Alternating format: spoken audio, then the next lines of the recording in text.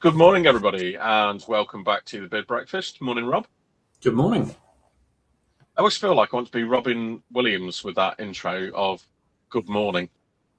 Yeah, and I But always want to correct you and say it's not morning, but yeah, so just to disappoint everybody, how warm is it in Australia?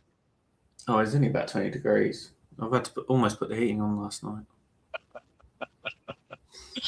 Right, well, let's get into the session today because today is Ah. about CQs. Yeah, I know that is a horrendous picture, isn't it? So hopefully no one's being sick at the moment looking at that. We are going to go through CQs, the good, the bad, and the ugly. So before we actually get into the good, the bad, and the ugly, do you want to just tell us or tell everybody that what is a CQ? Yeah, I think it's nice that because we assume people just know all the abbreviations that we say. So, for the avoidance of doubt, the CQ stands for clarification question, and it's during the process when a procurement process starts. It is the only way you can communicate with the buyer slash commissioners, depending on the opportunity. And you use it as an opportunity to gain a better understanding of the procurement. And we'll get into details, but examples of that could be around the specification, around some of the questions, the timelines, anything you might be unsure about. Fine. Well, now that everybody knows what one is, let's have a look at the process of clarification questions. So, as you said, Rob, it's the official communication channel for bidders and buyers in most cases. Certainly in public sector procurements, it is 100%. There are some other non-public sector procurements that we've worked on where there are different channels and sometimes quite informal where conversations will just go on between bidder and buyer. So what we are focusing on here particularly is the public sector domain. The same applies in most cases for private sector proposals as well.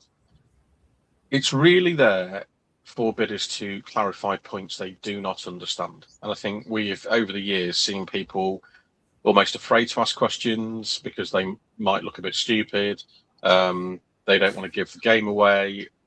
But I think with all this stuff, it's a really helpful process because, as we know, a lot of market engagement is simply just a description of what's going to go on with no real detail, which you probably had in the tender documents or the market engagement documents. So when the bid lands, there will be all sorts of things that need to be clarified, and that is what it's there for. So do not be afraid to use it. We're going to come on to the third point in more detail later on, but it can be used to mitigate risk on both sides. And that is a really important point for both sides. And I think what we have started to see probably in the last 2 to 3 years, maybe, are far more political answers to questions where the question hasn't been answered, particularly where it will say, refer to bid documents, refer to specification. It is up to the bidder to decide what your approach is to this. Or simply, we cannot answer the question. Now, that is, I would say, in the minority of cases. So probably 80% of questions get answered very well, and there are no issues with that. But when we talk about mitigating risk, I think from a buyer's perspective, they can't be seen to be helping bidders in any way, shape, or form unfairly. So there's a lot of risk mitigation from their side in how they answer questions. But from a bidder's point of view, it's really important to have the foresight to understand what might happen later in the process. So there was one bid that we worked on a few years ago now where our client was one of two incumbents who were working together. They had a lot of inside information because they were providing the service already. They wanted to clarify certain things that would help them with the costing, and the responses that came back were very unhelpful and basically referred to the spec, and the spec was ambiguous. So they made several attempts to clarify those points very respectfully, and the answer was still referred to the specification. So when they won, thankfully, went to contract negotiations and on the table said, here are all of the clarifications we've made around these points, because you're expecting us to deliver this and it's not in the spec. We need to negotiate more money to do this. There was a fairly big argument until the clarifications were presented in black and white to say, we asked you this, we tried to get an answer, and all you came back with was see the spec. They managed to successfully negotiate more money. The contract was delivered successfully and all was well. But the worst situation there is that you don't clarify something that then costs you lots of money, wipes out any sort of margin, and puts you at serious financial risk. Now, it might not be financial risk, there might be other risks that you need to mitigate against, but it is very, very important that you take advantage of that and protect yourselves as bidders. And of course, from the other side for buyers as well. Quite often, the procurement portal is used for running the process. Sometimes it's by email, but generally it will go through whatever portal you are working on. Quite often it is through the messaging facility, but sometimes there is a particular template to put the questions in and then upload the template to the messaging facility. So just be really clear on what the instructions are, because we've seen several instances where messages have just gone in with 50 CQs and then the response back is please put them on the template, and you've just wasted all that time putting 50 questions into a message. The other thing just to be aware of is that potentially you might have confidential clarifications. 99% of the time, clarifications are published to all bidders. So if you are asking something that's particularly confidential, there are more often than not instructions about this, but you will need to mark it as confidential or commercially sensitive and not to be published to other bidders. So that's just a point to be aware of. If you read most bid documents, you will find the instructions in there. It's no more complicated than that. Just quickly looking at the key milestones for this, and we hadn't really thought about this until we talked through it yesterday, was that there are certain points where you just need to check that you've got things covered. So as soon as the bid documents are released, somebody will obviously be doing a quick scan or read of those before the really detailed reading goes on. And it might be that you'd already got a few questions lined up based on market engagement, but once you've done the initial read, it might be that there's a document missing, that there's an error in the finance template, that the contract value is wrong. There will be immediate things that you can just fire off straight away. The next milestone would be after your kickoff call. So when you've got all your stakeholders together, you've talked through your bid strategy, all the different elements of the bid, there may well be a number of different questions that come out there. So that would be your second milestone, to submit questions. Obviously throughout the bid, as you start to work through the responses, but probably linked to your reviews. So as your reviewers look at the responses, there may well be clarifications that need to be asked after each review. Probably the biggest one is the day before the clarification deadline. That will be your last chance to get any question in and answered. So the day before, we will always sit down, go through anything that's outstanding, any issues we've got, and make sure we've got those questions in. Because once that deadline's gone, that's it. And so many times we've seen people trying to do pricing at the end of a bid. They then suddenly realise they don't know exactly how to price it, and they've then got to guess. And going back to mitigating risk, that's not a great approach to risk mitigation. There could also be clarifications from the buyer to you at presentation and pitch. Quite often, in the instructions for that, it will say, we may ask you clarification questions, which may or may not be scored. And then finally... Just a quick one on the presentation pitch. We did have something a few months ago where we advised the client to ask a clarification question at presentation pitch stage as well.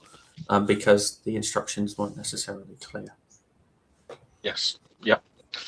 And then finally, don't be surprised if there are any post-submission clarifications from the buyer, and quite often the documents will detail how that process will work.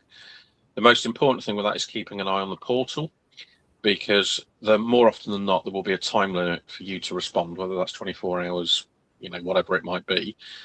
If you miss that deadline, more often than not, you will then be excluded from the remainder of the process. So even though you've submitted the bid and you think, right, that's it now, somebody needs to monitor that portal. Right, I think that's enough of me banging on for a while, Rob. So do you want to talk us through the good CQs? Yeah, my preferred method. I'm not a fan of playing silly games with clarification questions. I understand why they happen, and I know you'll get onto the games a bit later. But the whole purpose of CQs for me is to clear up anything that's I'm unsure about, or the client's unsure about, generally to help me answer the questions. Anyway, good CQ, submit it in good time. The earlier you submit it, the more time the commissioner has to come back with a proper response, and the more time you have to deal with the consequences of that answer. For example, it might be an increase in word limit, which changes how you're drafting. It could be a change in finance, could be workforce numbers, whatever it is. The earlier you get it in, the more time you've got to deal with it, and the better chance you have of putting in a good response. Write them respectfully. Please, please, please do that. The amount of times we see CQs from other people, from other organizations, and they're rude.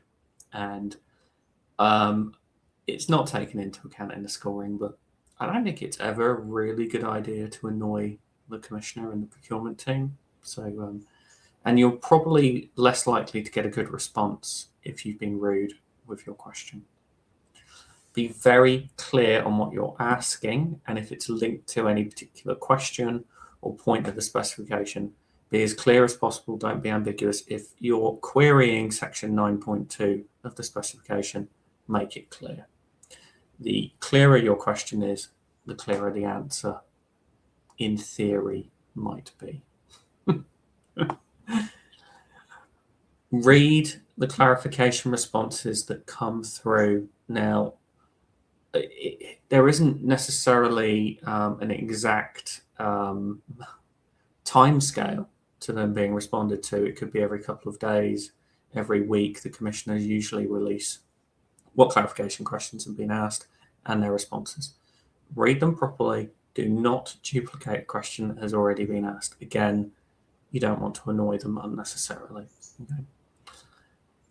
The whole point of it, as I've said already, is it should improve your bid and score higher marks. And that is the point of the game that we are playing every time, and that shouldn't be lost sight of. Hopefully that was clear and respectful. Yeah, yes, I think it was. Fine. Well, let's have a look at bad CQs. So obviously the wrong format, and that's what we talked about in terms of how you transmit them to the procurement team. So if that's on a message instead of a spreadsheet, or email instead of a message, whatever that might be, make sure that they are in the right format, because more often than not, they will not be accepted, and then you've just wasted time. Sort of the counter to what Rob said about being timely, ones that are submitted at the last minute are not particularly helpful for your team, particularly for the writers, because it just gives them a lot less time to do what they need to do in terms of being creative.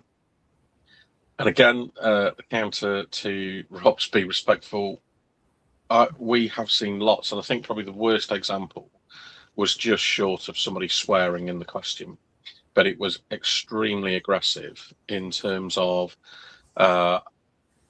it was almost, I can't believe you are not answering this question. It has been asked 17 times. And you could sense the frustration from the bidder.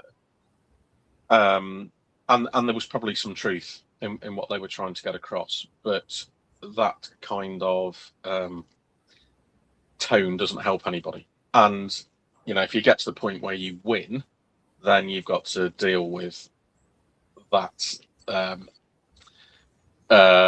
problem in terms of how you've affected your reputation.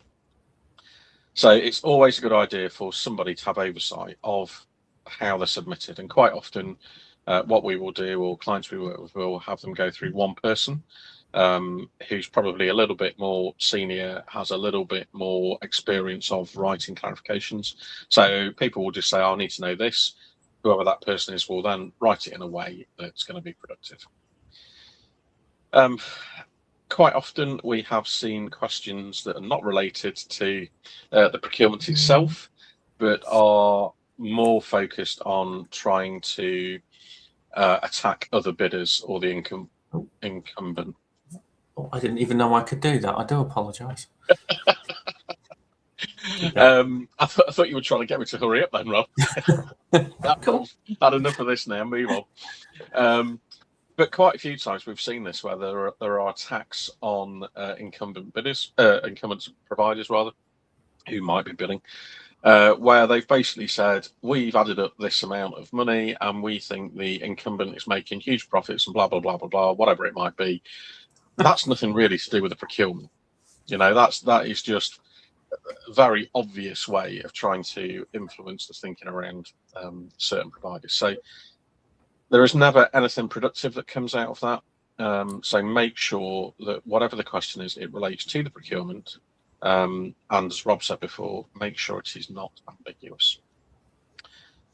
We've sort of just covered off about damaging the reputations of other bidders. But most importantly here, it's where bad ones, or where it doesn't help the writers or the finance team improve the submission, because that's essentially what you are trying to do by asking the question, is that you want to improve the submission and you want to score more points. So we'll come on to, in fact, we might as well move on to it now in terms of ugly ones. So quite often there are very tactical CQs, and by that what we mean are, as Rob said before, about playing games. You can call it playing games, you can call it being tactical, you can call it competitive advantage, whatever you want to do. I think there are certain times when this is worth considering as an approach. There are other times when there is not.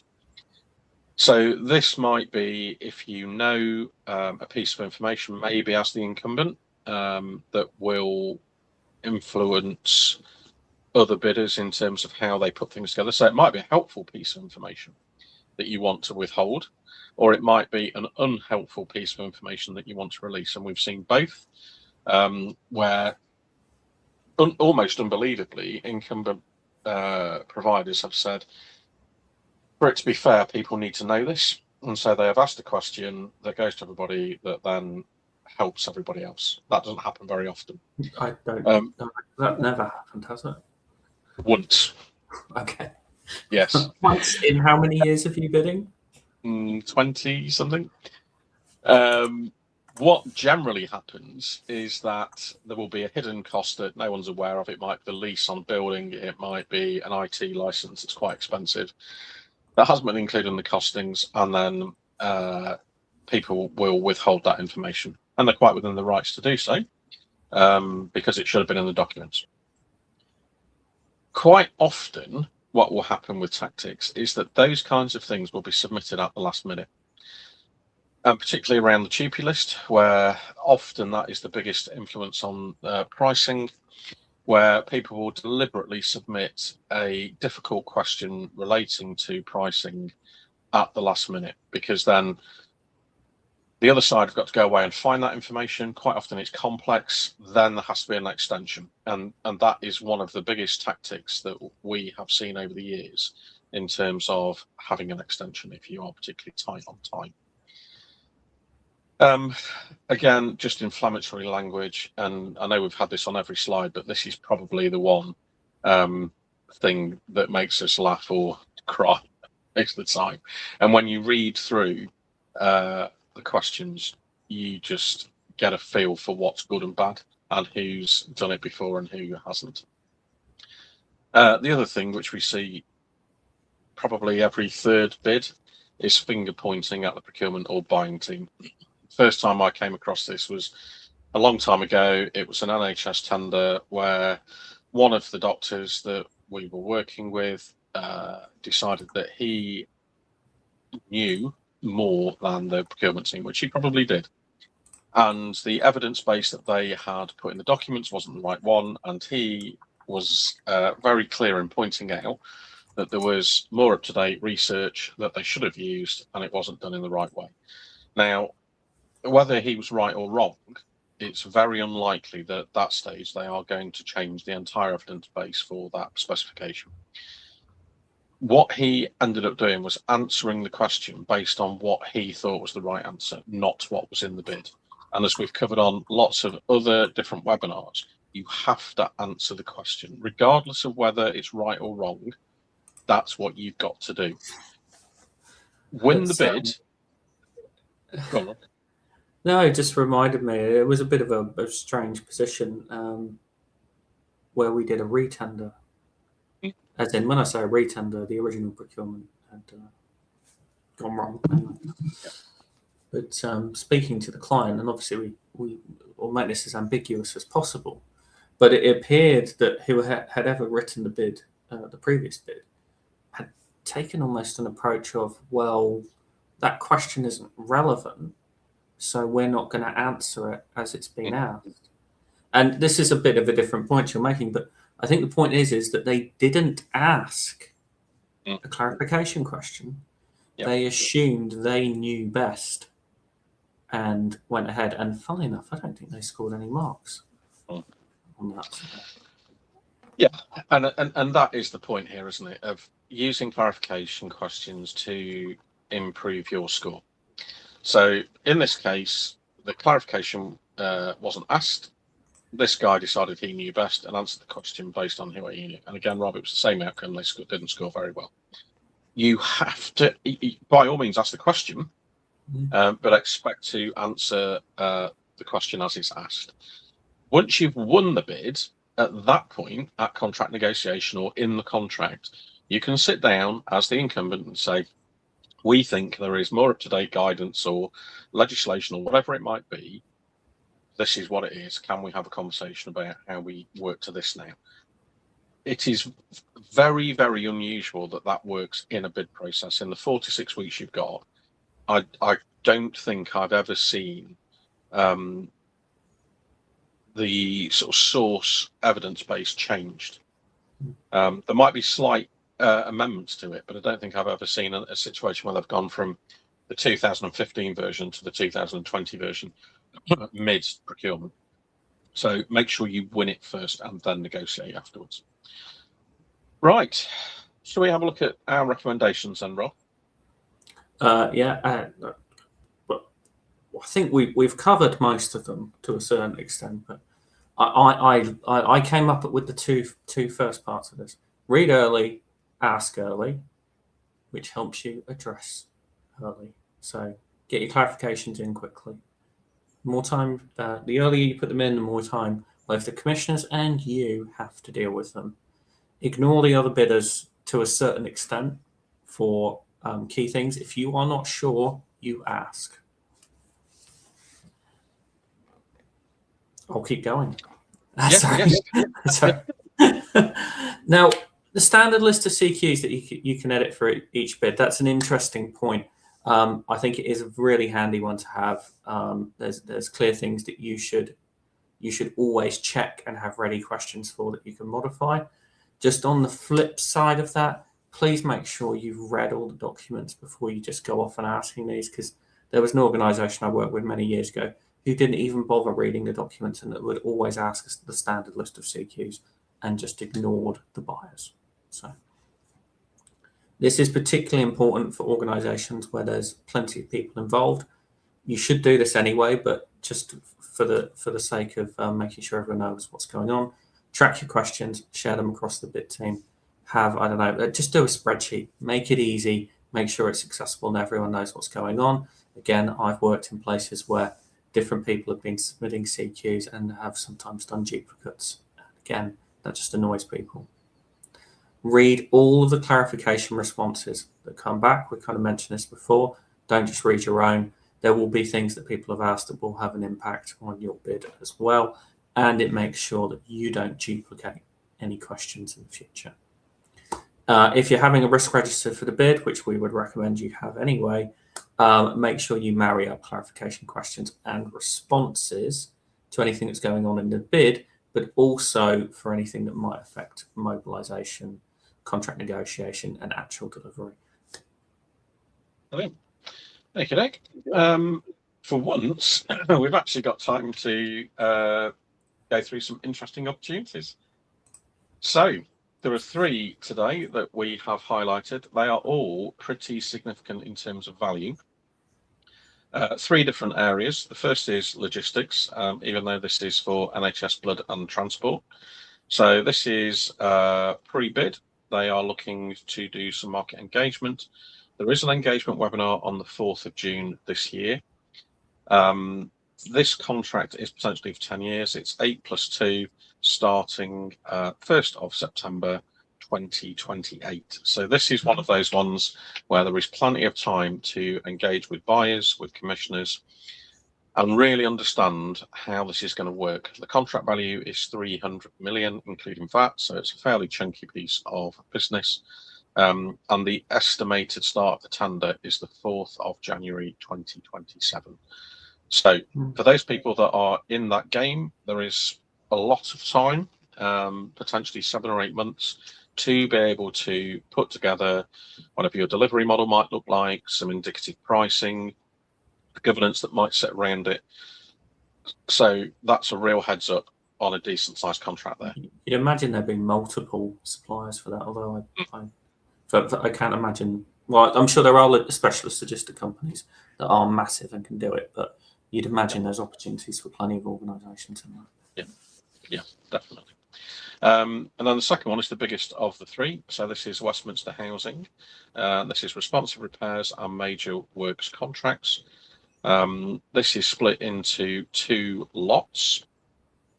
The first of those is the responsive repairs and voids, and then the second lot is major works. That has a value of 895 million, including VAT, and that is a 5+5 contract term. The deadline for that, because this one is live, is the 1st of June this year, midday. So that is a very interesting one when you get into reading the lotting and how they want that to work. So for anyone in that space, decent sized contract there. I'm imagining the value, apart from the fact it's 5+5, is also because I guess the housing stock in Westminster must be pretty old, you would think. Quite possibly. It's not the biggest. Like I think it's about 300,000 people. I mean, it's a fair population, but still, it does seem like a huge amount of money. Yeah. Yes. Well, that one immediately caught my eye when I saw the value on that one. And then finally, and one that we are familiar with, Rob, I've had good and bad experiences of, is 0 to 19 integrated healthy child program in Birmingham, which, as you were saying, Rob, before we jumped on here, you think is the largest local authority? I'm pretty sure it is. I think I've seen that referenced before. Yeah, it is the largest local authority by population, so 1 million residents, approximately. Yeah. And for those people that are familiar with 0 to 19, that's a well-trodden path. Again, decent sized contract value of just over 327 million, and that is 5 years plus 2 years. It's interesting. The deadline. Sorry, this procurement is going on in the middle of what will be PERDA for Birmingham City Council. Well, should we come to that in a second? Yeah, it's just I'm surprised that it's going on. Yeah, and again, that is one that's going on now. So 25th of May, noon is the deadline for that. So very helpfully, Rob, you've just mentioned PERDA, and that will be the subject, potentially, I think, of our next one. It'll be the one after. So we'll mention it next time. But our next big breakfast is the day of the elections. So I think you might do some live reporting. Well, yeah, not going to be much. I mean, there's a dog at a polling booth. There you go. Not going to be much to say. I don't think your part of the world's having elections, but you might correct me on that. I don't think it is. But a lot of the country is. Just very quickly on all of that. One of the reasons we are going to talk about it in a few weeks' time is potentially the changing political makeup of the UK, and that makes a big difference to procurement at a council level. So, you might have had, for example, in Birmingham, that's always been Labour. Now, let's say that may change. I'm not entirely sure it would in Birmingham, but imagine another party gets in, different priorities, different policies, different ways of looking at social value, environmental. So it does make an impact, and that's one of the reasons why we're going to be doing a special on it in 4 weeks' time to look at the outcomes of it. Yep, fine. So next time will be the ideal bid structure in terms of teams. So that will be the 7th of May, normal time at 8:30. Thank you for joining us. If you've joined us live, if you've got any questions, just drop them in. As a comment, we'll pick those up and respond to those later. If you're watching this afterwards again, any questions, just drop them in and we will respond to them. And we will see you in 2 weeks' time.